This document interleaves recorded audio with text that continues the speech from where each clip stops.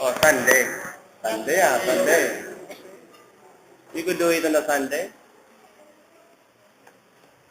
But we will discuss that if the need arises. Pero kung before the examination, magsabi kayo sa akin, sir, everything is a reading matter. Sige, hindi na tayo magkakaroon ng makeup class, ano? But still, usually sa first year, pag hindi ko natapos ang cover race, nagkakandak ko ako ng makeup class. Just to finish the book, just to finish the cover. Because that is inevitable because of so much interruptions that we have. Sana po tayo.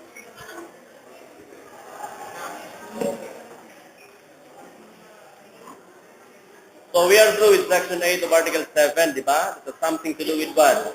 It has something to do with the ground. So that we could say that the office of the president is vacant. So there are only 4. We have death, permanent disability, removal from office, and resignation. So people power revolution is not among the grounds so that we could say that the office of the president is vacant. We also have mentioned last time that if in case the president and vice president died or became permanently incapacitated, it will be the Senate president that will become the acting president. And if in case he is not available, it will be the Speaker of the House. But we have also considered situation last time where all these personalities died. So how are we going to choose the one to act as president? Sabi ng Constitution, it's Congress that has the authority to do that. But supposing, sabi ng Kongreso, no need.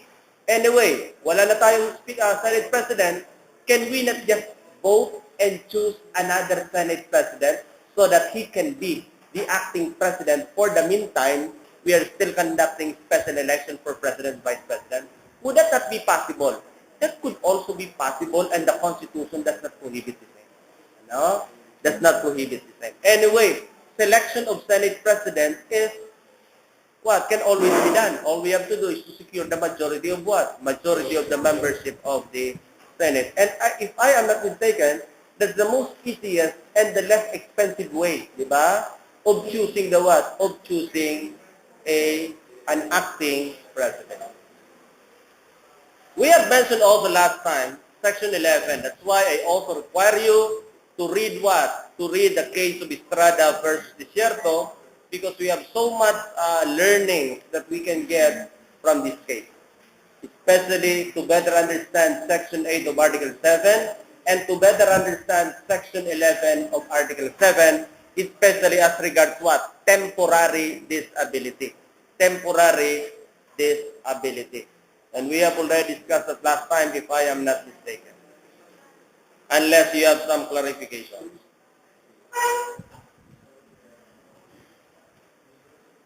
The President also, during his term, together with the Vice President, take note, is absolutely barred from what? From holding any other position, whether public or private. Take note, he should not engage in any employment, whether public or private. This is true not only to the President, not only to the Vice President, but also to the Cabinet members. Sino pa? Cabinet members. Sino pa? Deputies, assistants. Take note, they are also not what? They are also not allowed to hold any other position. But what is the exception to this general rule? The only exception is what? When the Constitution allows it. So not only Congress can do that. Because like for example, in the case of Vice President, while he is the Vice President, he is allowed by the Constitution to be a member of the Cabinet. So holding 2 positions at the same time, would that be covered by this prohibition? It would have been covered had the Constitution never allowed the same, di ba? So pwede po. Like for example, Secretary de Lima, being the Secretary Cabinet member, di ba? But also a member of the Judicial and Bar Council, 2 positions at the same time, but that is allowed because the Constitution expressly allows the same. So not even Congress can do that. Only the Constitution and the Constitution alone can do that. Neither the President also can be financially interested in any contract with the government. in any transaction with the government. That's precisely the reason why, if he is a member or a part owner of a particular company, of a particular business or business establishment, during his before he assumed office, he has to disclose the same. Ano? And he should, as much as possible, what? Take a leave of absence during his term and should not in any way be what? Be involved in any transaction, in any contract of that particular company where he is a part owner. So take note. Dahil hindi mo naman talaga yan pwedeng mawala, di ba? May-ari ka, ipagbibili mong lahat just because you are the president. Okay? No. You are totally not allowed to get involved. That's why you are duty bound to what? To take leave of absence during the time when you are the president. This is in order to avoid what? In order to avoid possible conflict of interest. Not only the president, the vice president, and members of the cabinet. How about yung asawa ng presidente? Can he be appointed to a position? Yes or no? The spouse and relatives of the president within the fourth civil degree of consanguinity or affinity. Ano nga ang consanguinity? By blood. Ano nga yung affinity? By law, by marriage. Ano? Halimbawa, yung pamilya nakapag-asawa sa pamilya, so that is by affinity. But I would like to emphasize, you check the Constitution. Doon sa first, there are several officials enumerated. Pero sa second, as regards spouse and relatives, take note, the president is being singled out. The same is only applicable kanino? Kay presidente. But there are only positions, where relatives of the president may not be or may not hold or may not be appointed. Like for example, what? Constitutional Commission, Office of the Ombudsman, Secretaries, Undersecretaries. Take note, etc., etc. You read the case, Civil Liberties Union versus the Executive Secretary, that can be found in your book. Okay, so before we leave article or chapter 10, do we have anything in mind?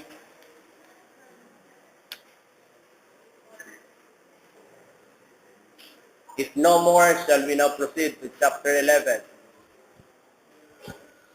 What is chapter 11? Powers of the President. Powers of the President.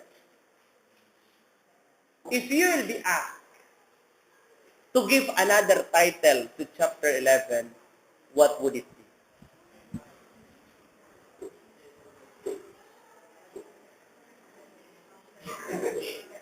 Huh?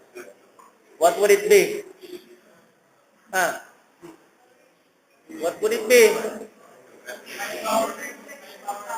Executive powers. So, chapter 11 enumerated to us the executive powers. Pag sinabing executive powers, can it be imposed to the president? Yes or no? No. Diba? Like legislative power, the exercise of the same is discretionary, meaning say, using the judgment and the wisdom of the president. Okay? So, kung hindi yan gawin ng presidente, huwag niya nang butuhan. Okay lang yan dahil wala namang re-election. Okay. So, powers of the president, more specifically executive powers, but as a general or in general rather, the president can assume the leadership in the conduct of public and governmental affairs. The president also is responsible for the enforcement of laws and their enactment. The president also should lead in the conduct of foreign affairs. The president also can command the armed forces. The president also is involved in the administration of the government and crystallization of public opinions on vital issues.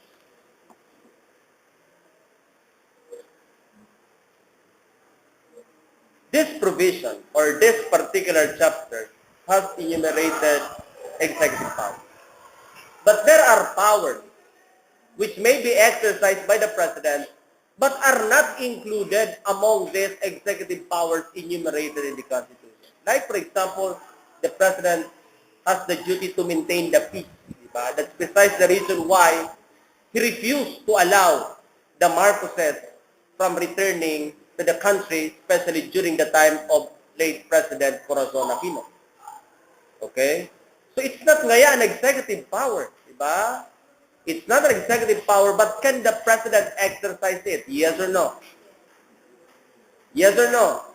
Yes, because Congress has given the President that power. And how did the government or how did Congress do that? By the enactment of the administrative law or administrative code, which provides the what? Provides the residual powers that may be exercised still by the President. Powers which are not among those executive powers, but they are also not legislative and not judicial. Okay? So they are called what? Residual powers. Residual powers. The next question is, we cannot deny the fact. By virtue of the principle of separation of powers, the President cannot legislate. We know that, di ba? Unless Congress has given the President the authority to do that. Now let me ask you. We cannot also deny the fact that in order for the President to see to it that laws of the land are faithfully executed, that's a constitutional duty, he has to implement, he has to what? He has to draft implementing regulations. Okay? That is in effect a what? That is in effect a legislation. So kung ganyan po, nag-i-encroach ba ang Presidente sa legislative power? Hindi po. Bakit? Nakalagay din po yan sa law na binigay sa kanya ng Kongreso. Through the what? Administrative code. Meron ang Presidenteng tinatawag na ordinance power.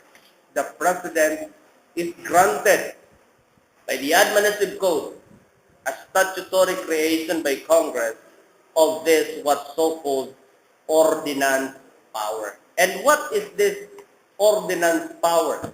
The President is granted an ordinance power under Chapter 2, Book 4 of Executive Order 292 or the Administrative Code of 1987. Take note, Executive Order 292, this was done during the revolutionary government, where the President could what? Where the President could issue executive orders. These are acts of the President providing for what? Rules of governance of permanent character in the implementation or execution of constitutional and statutory powers. The President also is granted the authority to issue administrative orders. Take note. Acts of the President which relate to particular aspects of his duties as the administrative head. The President also could issue proclamations, diba? That's why we have Presidential Proclamation 1017. Okay? Acts of the President fixing a date or declaring a status or condition, kaya kung minsan baga, declaring this as a non-working holiday, diba? So, by virtue of presidential proclamation, can the President do that? Yes, by virtue of the ordinance power granted to the President by the administrative code. The President also could issue what? Memorandum order. These are acts of the President on matters of administrative detail or subordinate or temporary interest. The President could also issue memorandum circular, matters relating to internal administration. And in order to command the armed forces, the President may issue general or special orders. So pag nag-issue ang Presidente ng general order, pag nag-issue ang Presidente ng special orders, that is commanding the armed forces of the Philippines. So these are among the ordinance powers granted to the President by the administrative code without violating the principle of separation of powers and without encroaching on legislative power.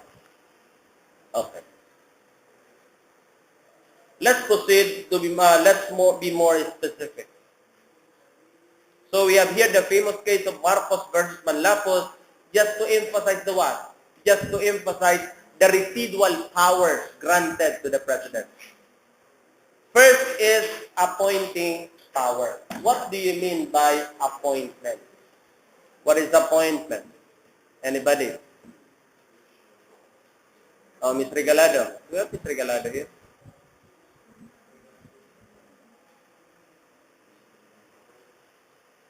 Mr. Gonzaga. Do we have Mr. Gonzaga here? Wala si Mr. Gonzaga? Ah, wala. O sige, siya na lang. Tagaan pa na si Mr. Ano? Anong tagaan? Kayang-kaya niya yan. Mr. Mr. Satur.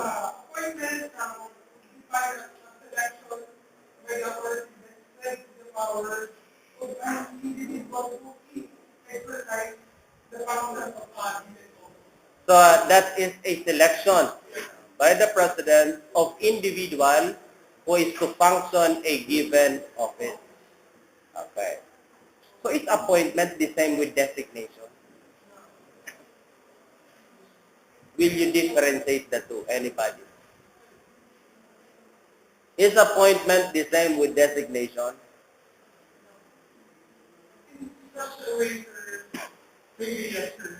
What do you mean by in such a way? What is that such way?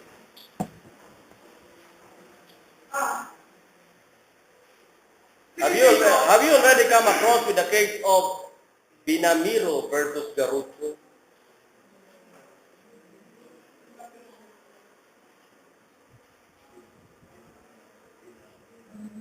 Is it there in your book? Biramino versus Garucho. Anybody who could give that? Mr. Rosales? Biramino versus Garucho? What is that case? Specifically, if I am not mistaken, differentiating designation from appointment. Unless you have studied that already.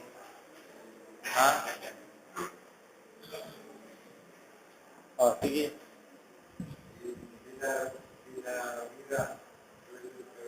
Binamira talaga, ano?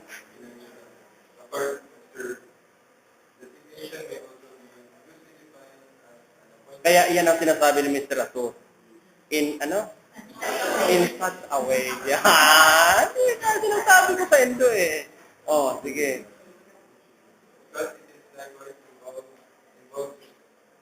The naming of a particular person to a specified public office. Okay. That is the common understanding of the term. However, where the person is clearly designated and not appointed, the implication is that he shall hold the office only in a temporary capacity Okay. and may be replaced at will by the appointing authority. In this sense, the designation is considered only an acting or temporary appointment. So normally, designation is only in a temporary capacity or in an acting capacity, without relinquishing your previous position. So that is what that is designation. Additional burden, additional job without additional compensation. Sometimes you are designated to that capacity because that is still connected with the position where you are appointed. Diba? So ganun po yun. Appointing power. So, appointing power is executive in character. It's executive power, so can always be exercised by the president. This is presupposed that it no longer accepts any limitation. So, who can limit?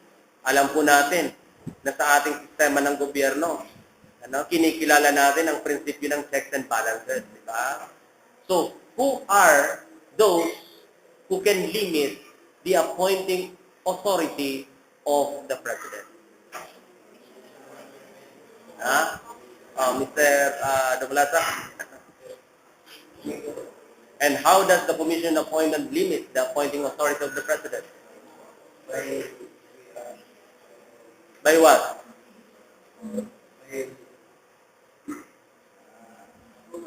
By approving or by rejecting nomination made by the president, especially those positions where under the Constitution have to go through the scrutiny of the Commission on Appointments. So that's one thing. Once rejected by the commission and appointment, can the president reappoint him to the same position? Yes or no? No more, because that is a limitation to appointing authority. What else? Or who else? Sino ba po? Aside from the commission and appointment, sino pa? Anybody? Besides Ms. Bonafe? Mr. The Congress itself could limit the appointing power of the President. How could the Congress do that? On in the book. How?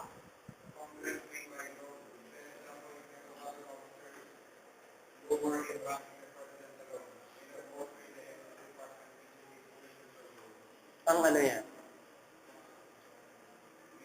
How may Congress limit the appointing authority of the President? Kaya nga ni by law. And what will be included in the law to limit? Can Congress, say for example, this particular position has to be, a particular person may only be appointed to this position if he possesses these qualifications set by law. Can Congress do that? Yes or no? Yes. By providing for qualifications. Ano? So the President is what? Is duty-bound. Considering it is statutorily provided, the President is duty-bound to what? To abide by those qualifications. So that is also a limitation that may be set by Congress to the appointing authority of the President. Who else? And supposing the President did not abide by what the law says, can it be declared or can the appointment be considered unlawful or illegal or improper? Yes or no? Yes. And who has the authority to do that? It's the Judicial Department. So the Judicial Department can also limit the appointing authority of the President. Who else? Oh. Yes, already, could set qualification. Congress, existing law. Who else? The appointee himself. Kabuko man pa lang kayo, tiriton mo ako. Diba? Can the appointee himself refuse? Yes or no? Yes. Especially if the same is burdensome or onerous on his part. Okay? So, he may not assume unless it is so much indispensable in the exigency of the service where you cannot what? Where you cannot refuse.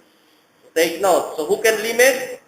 Commission appointment, Congress, the Judiciary or the Judicial Department, and the appointee himself. Let's proceed to a more interesting provision, the provision of Section 16. The President shall nominate, and with the consent of the Commission and Appointment, so take note, the President shall nominate, and with the consent of the Commission and Appointments, appoint. Take note, sino po sila? Head of Executive Department, ambassadors, other public ministers and consuls, officers of the armed forces from the rank of colonel or naval captain, and those other officers whose appointments are vested in him by the Constitution. Tigil po tayo. Bakit tayo titigil dito? Because these are the only 4 categories of officials that require concurrence or approval by the Commission on Appointment. Take note, heads of executive department, like for example, mga cabinet members, they have to go through the scrutiny of the Commission on Appointment.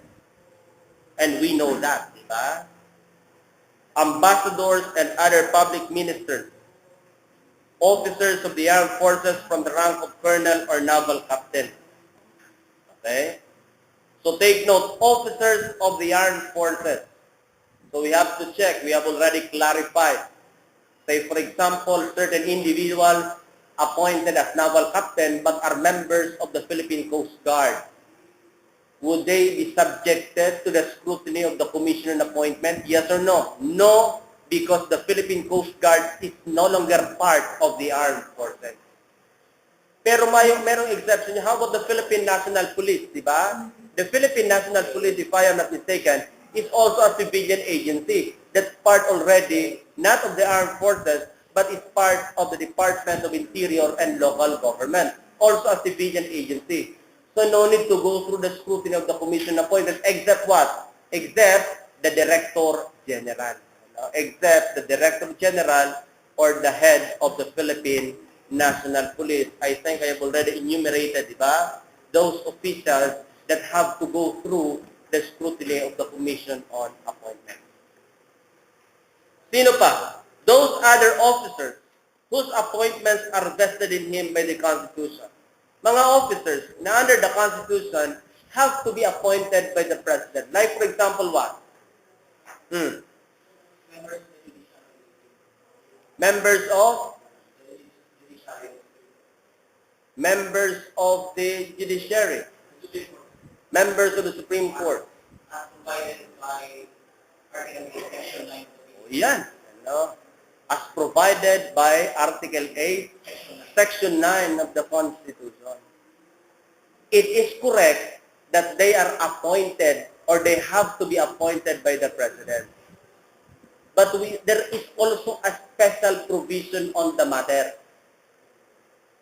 That although there is a mention in the Constitution that those under the Constitution have to go through the scrutiny of the Commission appointment, there is also the provision in the article which you are mentioning that as regards members of the Supreme Court, as regards the Ombudsman, who are supposed to be appointed by the President under the Constitution, it's the Judicial and Bar Council that is responsible to screen the qualifications of those applicants to this position. Kaya hindi po lahat, di ba? Hindi lahat. Because may mga position talaga under the Constitution na kailangan i-appoint ng President. Pero we have to check the Office of the Ombudsman. Nakalagay po dyan, who will appoint the President, di ba? But kailangan po ba niyang dumaan sa scrutiny ng Commission appointment? No. Because the Constitution also is so categorical in saying that it's the Judicial and Bar Council under the 1987 Constitution that has to screen this applicant. Justices of the Supreme Court, di ba? They are supposed to be appointed by the President. Not only justices of the Supreme Court, even judges of lower courts, di ba? They have to be appointed by the President. But do they have to go through the scrutiny of the CA? No, because the Constitution also specifically provides that it's the Judicial and Bar Council that is responsible on the matter. So kung ganun po ang klase, kung ganun po ang sitwasyon,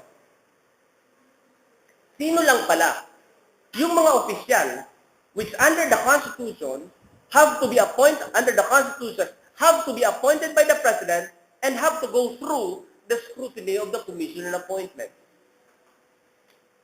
Chairman and commissioners of the three constitutional bodies. Sino? The COMELEC, the COA, and the Civil Service Commission.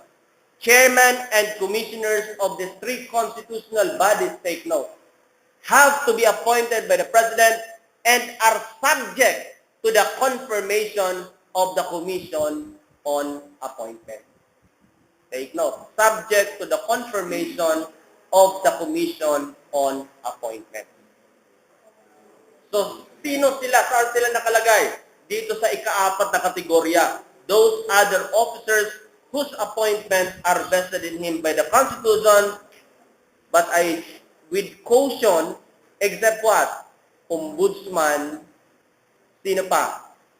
Sandigan Bayan Justices, and Justices of the Supreme Court. Even judges of lower court. Pero nakalagay lang sa Constitution, Justices of the Supreme Court, Sandigan Bayan, take note, they have to be appointed by the President but no need to go through the scrutiny of the Commission appointment. Pero again, pwede naman kayong paglaruan yan. Bakit? Bakit? Binigyan kayo ng date. He was appointed as member of the judiciary, say for example, in 1932. Okay? Without passing through the scrutiny of the Commission on Appointment, do we have a problem? Yes. Because the Constitution that is effective in 1932 is the 1935 Constitution, and under the 1935 Constitution, they have to go through the scrutiny of the commission appointment. Di ba nakalagay dyan, may kaso dyan, may kaso ni Sandueta versus De La Costa. Later on, we'll be discussing that. Okay? So, i-check nyo, ano bang petsa? If that is under the 1973 and 1987 Constitution, or specifically 1987 Constitution, wala po tayong problema because mayroon tayong Judicial and Bar Council specifically provided by the Constitution. Okay? In fact, the Judicial and Bar Council became prominent in the very famous case of what? In the very famous case of De Castro versus the Judicial and Bar Council. Anong significance ng De Castro versus Judicial and Bar Council? That was the jurisprudence in legitimizing the what? Legitimizing the appointment of Chief Justice Renato Corona. Even was made according to them during the what? 2 months before the next presidential election, and under Article 7, Section 15 is considered a midnight appointment. Pero according to that case, ilagay na nyo, De Castro versus Judicial and Bar Council, that is proper. Because midnight appointment under the executive department is only applicable sa executive positions and not covered judicial positions. Okay? So we will be discussing that a little later when we discuss Section 15 of Article 7. Has something to do with midnight appointment. Has something to do with midnight appointment. So take note. So again, I would like to clarify that once rejected by the Commission on Appointment, can he be reappointed again to that same position? No longer. Again, that's a limitation to executive power. So may tatlo pong pwedeng gawin ang commission appointment. Ano nga yun? Approve, reject, bypass. No? Yeah. Pag pig approve, no problem po yan. Pag pig reject, that's the end. Pag pig bypass, may be reappointed. Yeah, may be reappointed again. So wala po tayong problema. Kaya mas maigi ng i-bypass kesa i-reject. Like for example, the cases of what? If I am not mistaken, up to this time, meron pa tayong mga cabinet secretaries na up to this time, for several times already, are not yet confirmed by the commission appointment. So the president has just kept on reappointing them every end or after the end of every, after the adjournment of sessions of Congress. Sino pa po? All other officers of the government, post-appointment are not provided for by law. Okay? So mga opisyal, like for example, Congress created an office. Pero hindi po dyan nakalagay kung sino ang pwede mag-appoint. Yeah? Sino ang may appointing authority sa office na pig-create ng Kongreso? Pwede ba mag-create ang Kongreso ng office? Yes, di ba? That's even legislative in character. Pero hindi niya nakalagay kung sino ang mag-a-appoint ng functionary to the office. May the President do it? Yes. Or can Congress also enact a law specifically providing that it's only the President who could appoint the functionaries to this office? Can Congress do that? Yes or no? Yes, nakalagay po yan dito. All other officers of the government whose appointment are not provided by law, or those who may be authorized by law, whom he may be authorized by law to appoint. No?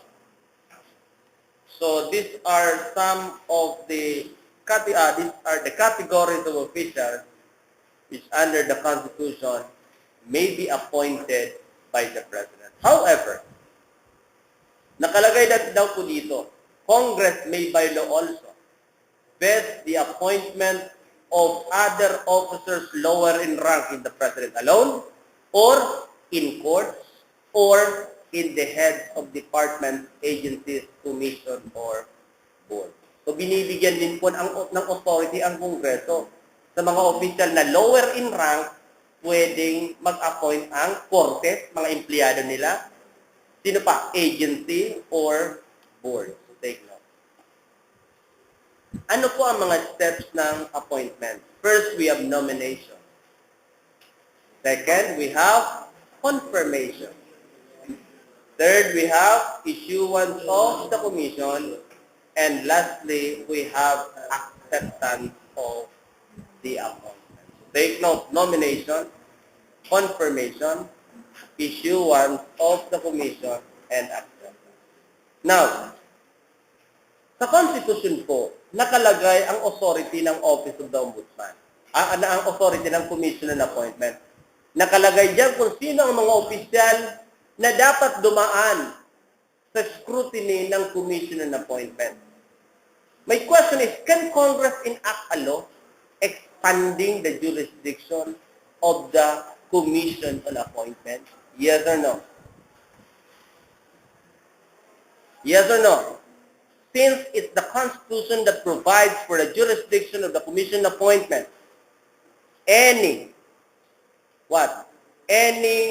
move to expand or decrease, take note, the jurisdiction of the Commission appointment would mean what?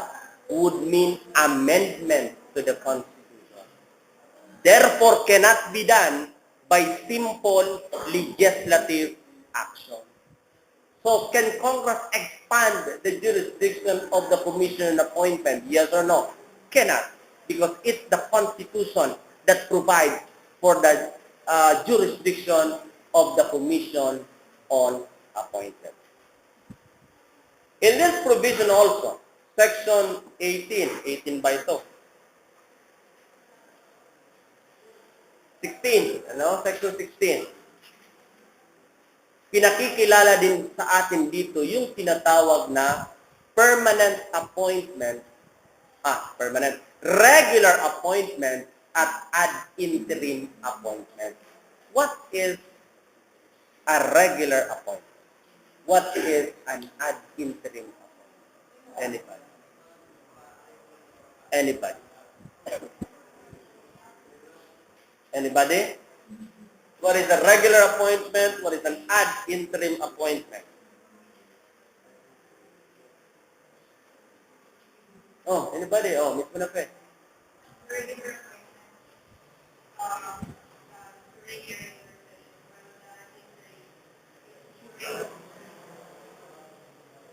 Okay. So, to be in general, regular appointment is done while Congress is in session, while an interim appointment is done while Congress is not in session. Is there any difference between the two aside from this? Yes.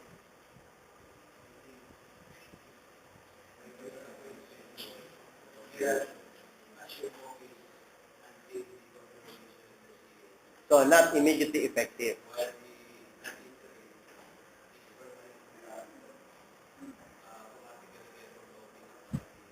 And immediately effective.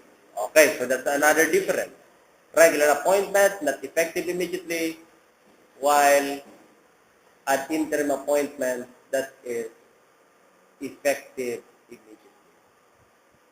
Whether it be a regular appointment according to your classmate, whether it be a regular or an ad interim appointment, take note, that's considered a permanent appointment. That's considered a permanent appointment. In this particular case, to better understand this provision, anong kaso ang pinapabasa ko sa inyo? Ha? Anong kaso ang pinapabasa ko sa inyo?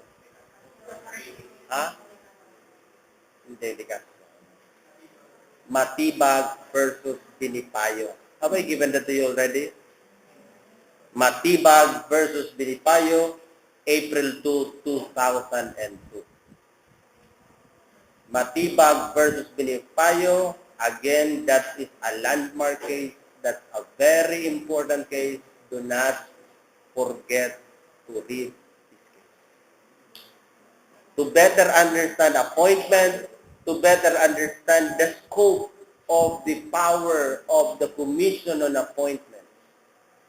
To better understand, because along the way also, when we discuss Article 9, which has something to do with the constitutional commissions, we will be going back to this case of Matibag versus Binipayo.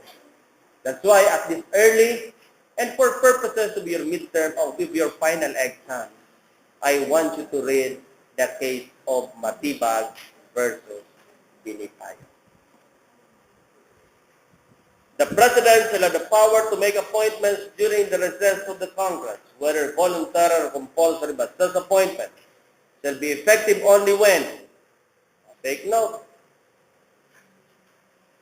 ang regular appointment, wala po tayong problema dyan. Bakit wala tayong problema? Because can only assume once confirmed. So okay yun, kompleto na. How about ang ad interim appointment? When is the expiration of this appointment?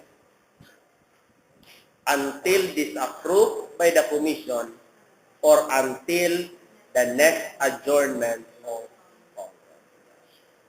So kada adjournment, 1 year yan. Kaya normally, 1 year ang appointment niya. Because kada baga kang regular session, yung state of the every July. So it went on. So, pag next adjournment, expired na siya. So 1 year. Yeah. So walang nakalagay dito unless what? Unless withdrawn by the President. Why? Because hindi na yan pwedeng i-withdraw ng President because that's a permanent appointment. Diba? So hindi siya pwedeng once given already by the President, that can no longer be taken. If it is a regular appointment, we call it what? If it is a regular appointment, we call it what? The President will issue a what? Nomination. If it is an ad interim appointment, since it is effective immediately, the President will issue now appointment. Take note. So, pag regular appointment, nomination pa lang muna siya. Pero pag ad interim, it's already the appointment because he could start discharging the functions and privileges of the office. So, take note. Take note, ilagay po dyan, Section 18, ang kaso ni Matibag versus Binipayo. April 2, 2002. April 2, 2002.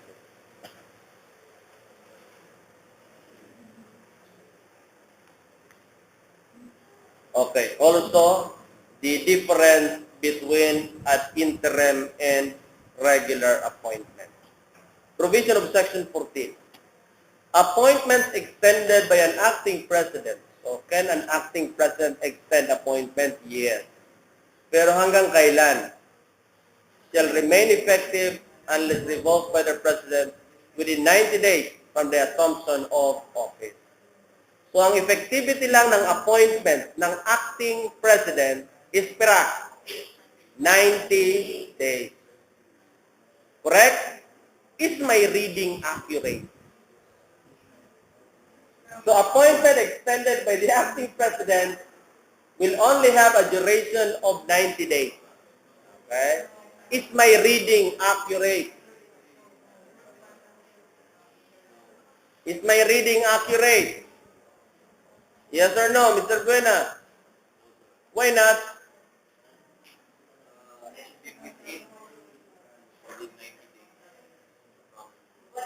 So it will only be within 90 days. Oh. So the duration, supposing you're appointed by the acting president, is only until 90 days. The can be removed within 90 days. So it doesn't mean that the appointment will last only for 90 days. What is that 90-day period provided by the provision? The time that gets the appointment can be removed. The time given to the president. Sino ang president? The elected president within which to revoke the same. But that is never the duration, of the appointment. It could be what? It could be permanent. So it could be indefinite, unless revoked by the President. Within the 90-day period? Yes or no? Yes, within the 90-day period. If the President did not revoke it within the 90-day period, that is considered what? That is considered affirmed. Can later on the President said that you are no longer, you are already, your term has already expired. Pwede ba? O hindi ko na-revoke within the 90-day period. Pero sabi ng Presidente, your term has already expired. Cabinet Secretary, pick-a-point ng acting. Diba? Okay. Confirm. Tapos, may na-elect President. Tapos may 90-day period siya within which to revoke. Hindi niya pig-revoke. So, pigpalampas na yung 90-day period. Pero on the 100-day sabi, your term has already expired. Can you do something about? Can you go to, what?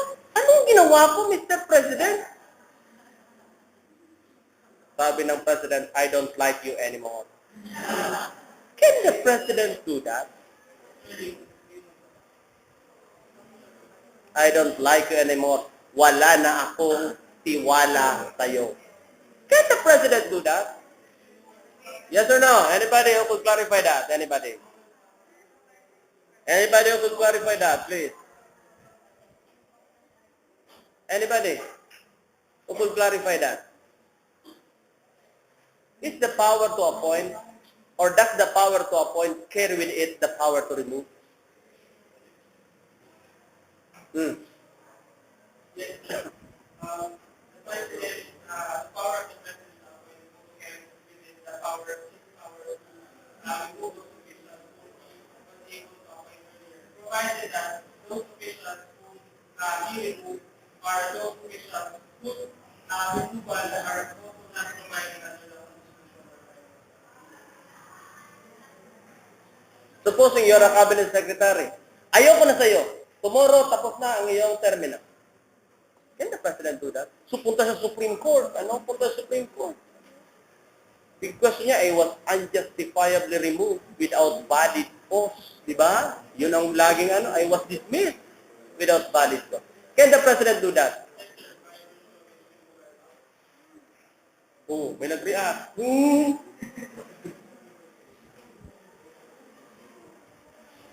Ano?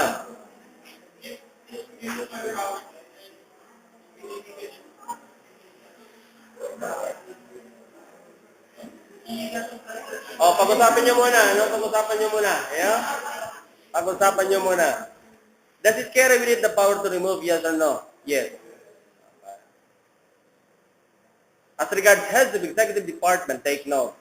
In consonance also with the President's power of control, he can remove them at will.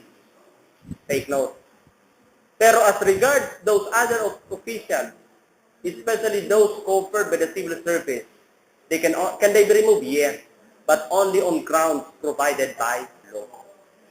Okay, so di ba? So nakalagay diyan. So does it carry with it the power to remove? Yes. In consonance with what still? With that power of control. Kaya sinabi, you're a cabinet member. Hindi ko exercise yung 90-day period. Pero on the 100 day, I don't like you anymore. So your term has already expired. Can the President do that? Yes or no? Yes. Especially yung mga executive positions where they are holding the positions by virtue of the trust and confidence given to them by the President. So kung magsabi ng President, ayoko na sa'yo, wala na akong tiwala sa'yo. Can you go to the Supreme Court? No. Why? Because it only shows that what? Your term has already expired. So ganun po yun. So you cannot even question it because ang ibang nga nagsabi Cabinet Secretary, wala po akong magagawa. Nagtatrabaho tayo saan?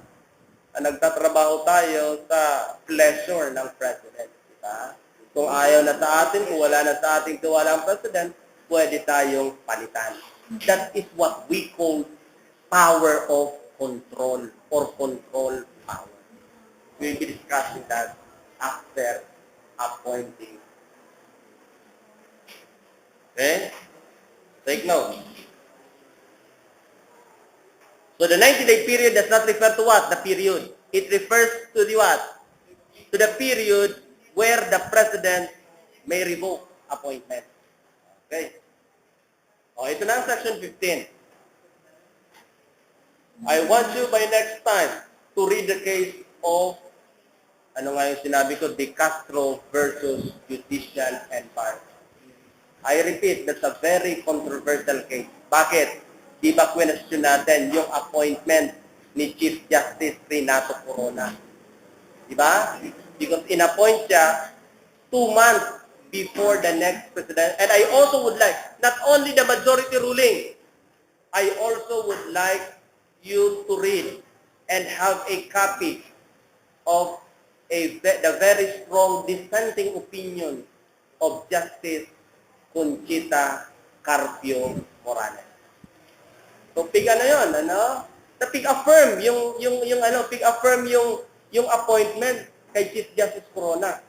Sabi ni Justice Morales, no, that's not proper. So yan, yung majority ruling, basahin nyo, yung dissenting opinion ni Justice Carpio Morales should also be read. Okay? That will be your assignment before we discuss section 15 of Article 7.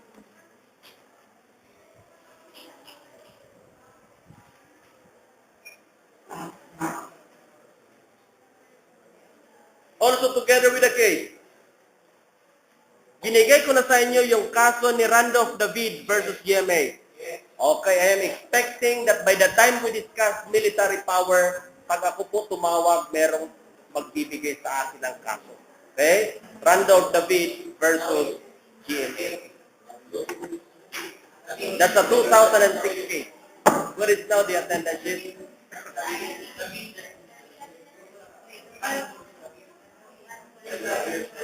Randolph, tama ba? Hindi, si Randy David yun eh. Randy David, ano, yung pig-arresto baga during the time of EDSA.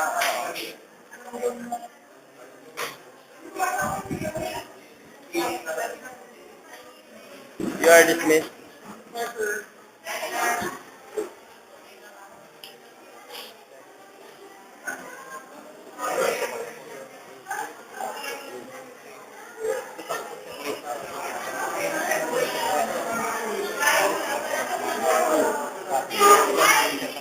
Anong klase nga ito?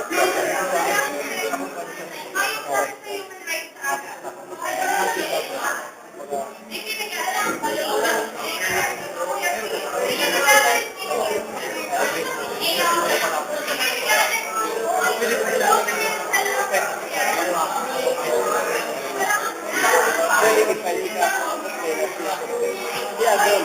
Tapos may istigot man. Pwede.